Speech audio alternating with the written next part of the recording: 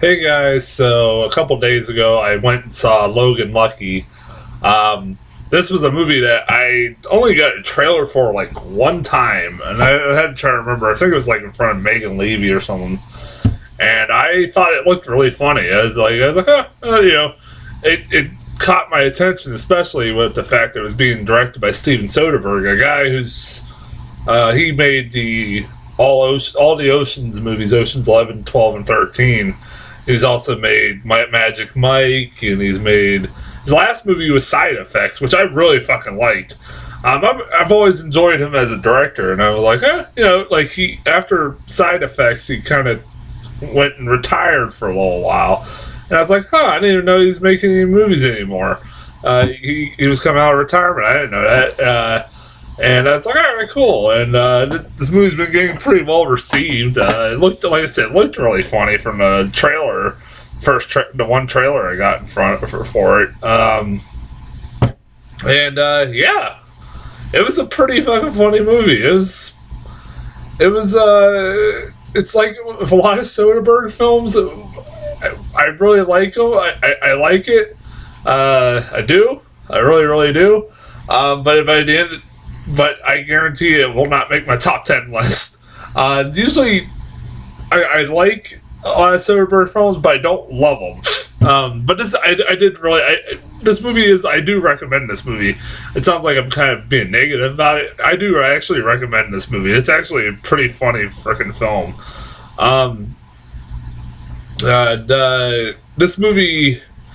The best way to describe it, for anybody who doesn't know what this movie's about or never heard of it, it's okay. You can tell this is made by the guy that made Oceans 11, 12, and 13, because basically you take the plot of Oceans 11, probably I would say Oceans 11, and instead of having like an all-star, really smart cast like you had in that one, you replace it with or like these really smart characters like the Ocean's 11 movie had. You replace them with simple-minded, idiotic rednecks, and this is what you get. Who somehow are able to pull off some really impossible feats, even if they're not the most smartest people on Earth. Which is kind of funny. They're also really charming and really funny people.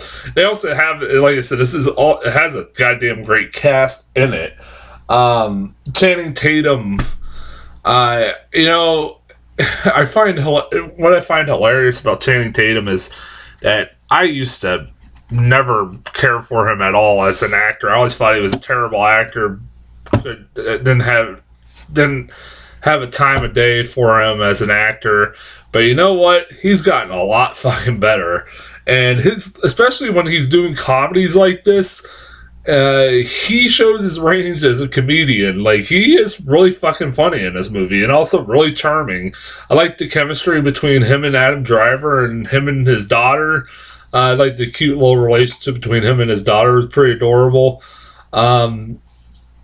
You kind of feel for this character. He's a guy who's working at a construction site that gets wrongfully fired because they catch him walking with a limp, and then he never told them about any problems with his knees, and they see it as a liability for insurance purposes, so they fire him. And so he gets this idea, because he was working on construction under the Charlottesville Speedway, and he gets this idea about trying to rob the safe that holds all the money, or the bank vault that holds all the money that holds all the money that Charlottesville Speedway collects over the day, over one day or a few days here or there. And his brother is played by Adam Driver. Kyle Ren is fucking like every time it's like that poor guy's just gonna be known as Kyle Ren for the rest of his career. He like this is only other than Star Wars. I think this is the only other film I've ever seen him in, which is funny. And he, like I said, I like this character because his character's this Iraqi war veteran who lost his arm via like an IED, like on his last day of being on Iraq, which fucking sucks. And because of that, he believes that his family's cursed. The Logan family's cursed. That's the name of their family, the Logan family, and he believes that they're cursed because, along with him losing his arm, like a lot of bad shit he goes through talking about all this bad shit that's happened to his family throughout their whole history and everything else like that. It's kind of funny. I'm talking about the random shit that's happened to him. Like, man, Daniel Craig probably pulls off one of my favorite performances of his, because this was such a... Daniel Craig's in this movie as this insanely off the wall bank robber that is incarcerated when they first meet him in jail, and they find a way to basically sneak him out of prison without anybody noticing, and then pretty much putting him back. That's basically how they do that. But he's just, his performance is just interesting, to say the least. It's something that's like, it was something different from Daniel Craig that we've never seen him do before, and also his accents. He has a weird ass accent going on. He's pretty fucking funny in this. Their sister, who played by Riley Keough, I don't know how to say her name. She's Lisa Marie Presley's daughter, which I had no fucking idea. She looks, now that I see her, I'm like, I can't not see her mother because she looks just like her fucking mother.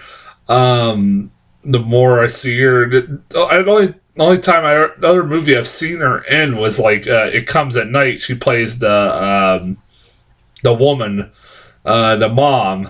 If you want to know who she is in that. But she plays the sister who's like kind of like on this project where she has like, she does a lot of weird things. She's a hairdresser, but also has cockroaches, a cockroach farm. That's one of the best things about this movie, is the weird ass humor in this film. The humor in this film is so fucking weird and off the wall, batshit insane sometimes. Between her having like a cockroach farm that she paints with, like she takes like fingernail polish and paints the cockroaches. The cockroaches do come into play later on, but it's like, what the hell? And then one of my favorite scenes in this whole fucking movie, and it's still, I still laugh about the scene for a while. I was laughing about it all day after I saw this movie. There's a scene where Daniel Craig has these two simple-minded brothers who help with the bank robber, or the heist. The bank, or the vault, like he help him and Channing Tatum and Adam Driver steal all this money. He talks to his brothers in prison, and he tells them that they need to go into the woods and go meet the bear, who will give them a bag of goodies that they need. And so the next scene is just a very silent scene where all you hear is the music, where the two brothers go into the woods and they stand in the middle of the woods and come across a guy in a bear suit who hands them a bag of, you don't know what it is at first, and then the guy just walks off. You're like, why is there a guy in a bear suit? Like, no explanation is why there's a guy in a bear suit in the middle of the woods at all. It just happens. And it's just like, the hell was that? I just busted up laughing. It was the weirdest thing I've ever seen. First off, part of me was like, wouldn't that be hilarious if that fucking had Nicolas Cage's pop up? Seriously, if they would have asked Nicolas Cage, I'm sure he would have taken the role. That would have been, I mean, that would have maybe been a little too much of a wink and a nod, like breaking the fourth wall. But still, that would have been kind of funny. Who does, like, seriously, Nicolas Cage will take any role nowadays. I love Nicolas Cage. He's like I said, that was one of my favorite random jokes in this fucking movie. Also, one of my favorite things was how Daniel Craig is an expert at blowing up vaults, and that's why they hire him.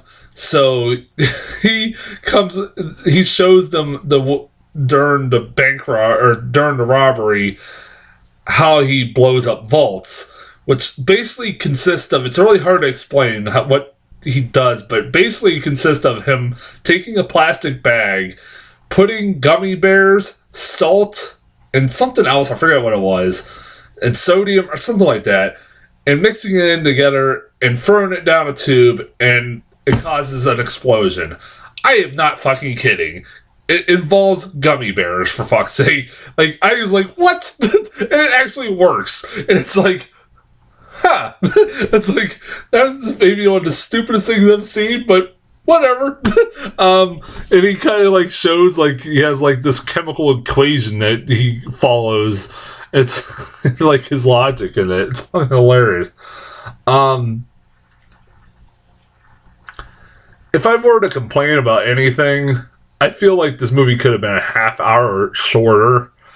It could have ended like I said, a half hour short, or a half hour earlier than it does, and it would have been perfectly fine. But basically, 30 minutes left of the movie, basically, about a half hour left of the movie, they throw in Hilary Swank out of nowhere, pops up in this movie. And she's an FBI agent who's investigating this robbery, investigating like who did it and everything else like that. And it just kind of goes nowhere. Like I understand why, where they went with it, because at the end there is a kind of a conclusion to the story, but it could have. Honestly, her character didn't need to be in there, other than to maybe like sequel bait it. I guess they're kind of sequel baiting the movie, which I heard they were talking about maybe making a sequel. Which I don't really know why you want to make it, but it was nice to see Hilary Swank in something again. But she's like in the movie for like less than 30 minutes, like the last 30 minutes. Honestly, like up to that point, her character had not been introduced, like it said, until the last half hour of this movie. So what was the point of her character?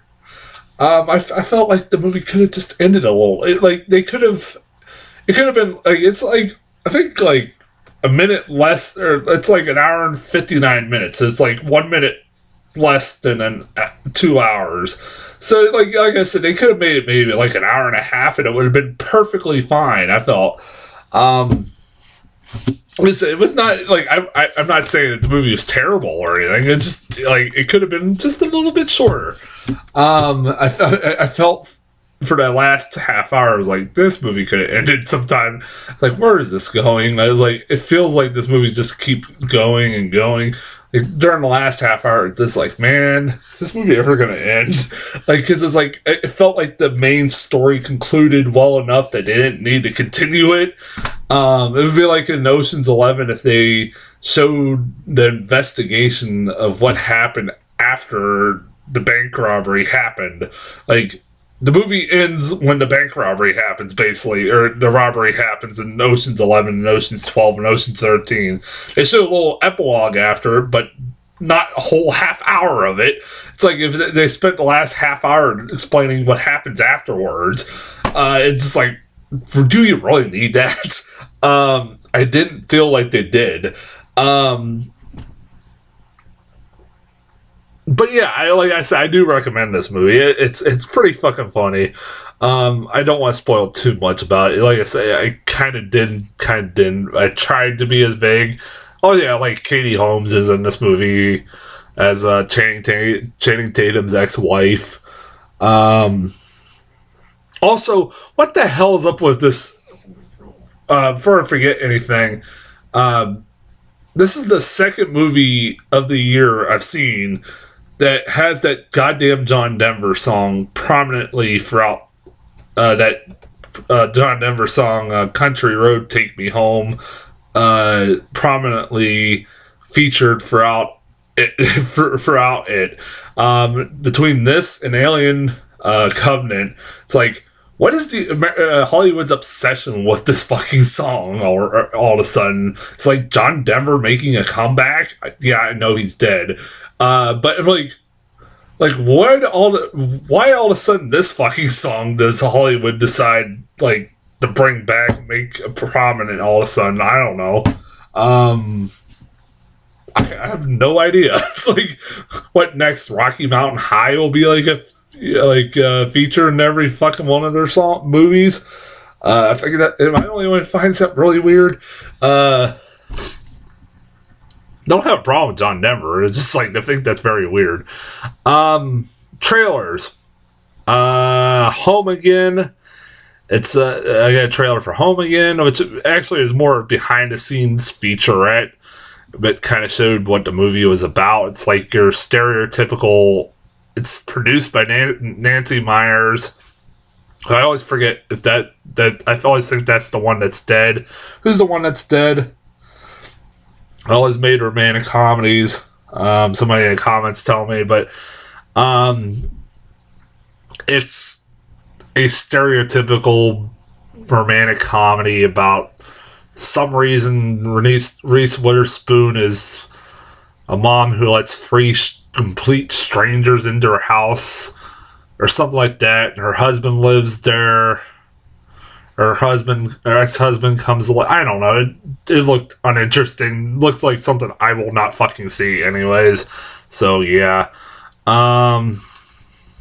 What else? Breathe.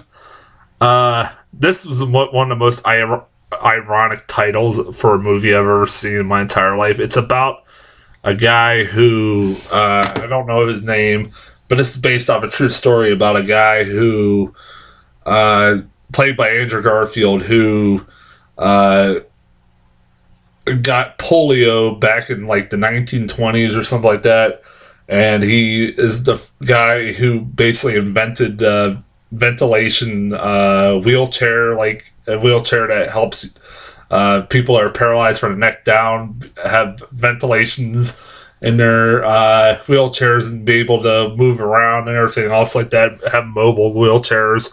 It's pretty cool. It looks like basically the Theory of Everything, like this year's Theory of Everything, where it's like, well, this is Andrew Garfield trying to basically do what Eddie Redmayne did and get an Oscar by playing a famous disabled person, basically. And also, like I said, I find it hilarious that this movie is about a guy who has trouble breathing because he's paralyzed and has to use a ventilator, and this movie's called Breathe. What the fuck?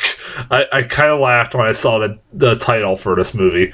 Brad Status, a new indie comedy starring Ben Stiller, drama comedy, or whatever the hell you want to call it, where his son wants to go into Harvard, I think, or something like that. It's one of those Ben Stiller indie comedies that comes out every 10 years. It just doesn't look like anything I really want to go see. Yeah. Speaking of trailers of movies that I want to see, Mother. Yeah, I got a new trailer for this after I got that trailer a couple weeks ago for it. Mother. This was a more full-length trailer. Even though I got a full-length trailer this time, I still have fucking no idea what's going on in this movie, but I am intrigued. It's Darren Aronofsky film, where it's, from what I can gather, it's Jennifer Lawrence and Javier Bardem are a married couple that live in this secluded house, and they let Ed Harris and Michelle Pfeiffer into their house, and batshit insane things start happening. I have fucking no idea what's happening. Like, they somehow have photos of Javier Bardem, and then I think other people start coming into their house. I have no idea what's going on in this. The poster for this movie is like a tribute to Rosemary's Baby. So I don't know what the hell. It's kind of made me intrigued to what the hell is going on. I want to see this movie to see what is going on in this thing. It looks like it's gonna be. It looks kind of terrifying. I don't know what. Like I said, I don't know what the hell it's about, but it kind of does look terrifying. Like I said, I like Aronofsky. He makes some weird ass films, and this looks like a movie that's right up his alley. He makes some weird ass films. I love Aronofsky. My favorite movie of his is The Wrestler, which is probably the most normal movie he made. Which that's saying something. I will say I don't like all of his movies. I don't like The Fountain. That movie was fucking artsy bullshit. That was like him taking it way too far with the artsy bullshit. It was like the most pretentious bullshit movie I've ever seen. I hated that movie. I love Black Swan. I still never watched all of Requiem for a Dream. I love Noah. I'm one of the few people that love Noah. That movie was fucking insane. But yeah, like I said, I'm looking forward to Aronofsky's new movie. Anytime he's one of those directors, when I hear his name attached to something, I go, okay, I want to see what he does next. And this looks like something I want to see. And last I got was Flatliners, which is, I thought, after I saw this trailer, is this a remake of Flatliners? No, apparently it's a sequel. I've never seen the first Flatliners, so again, part of me is just why would you just, whose bright idea is it okay, let's stop our hearts for 2 minutes and then be brought back to life, and so we can see the afterlife. That sounds like a fucking terrible idea. Anybody who's watched any horror movies in their lifetime knows that's a fucking bad idea. Because don't know what's going to come back with you. And guess what? Shit happens. It's got Ellen Page, another actress, where the fuck's she been? I was I haven't seen her in anything in a while. Yeah. Like I said, I've never saw the first Flatliners. It looks like just your generic horror movie, honestly. Doesn't look like anything special. So, yeah. That's as far as trailers go. I'll be back later this week with, I know Wind River comes to my movie theater, which I was shocked by. And I've heard some decent things about that Leap, but I'm not, I swear to God, it was getting really good reviews, and then all those reviews disappeared out of nowhere for some reason. So I don't know. I will be seeing Wind River, which I have no idea what the hell that's about, other than it's Jeremy Renner and Elizabeth Olsen in a murder mystery or something like that. That's all I know about it. I'm hearing really good things about it. So yeah. Until then, I will talk to you guys later.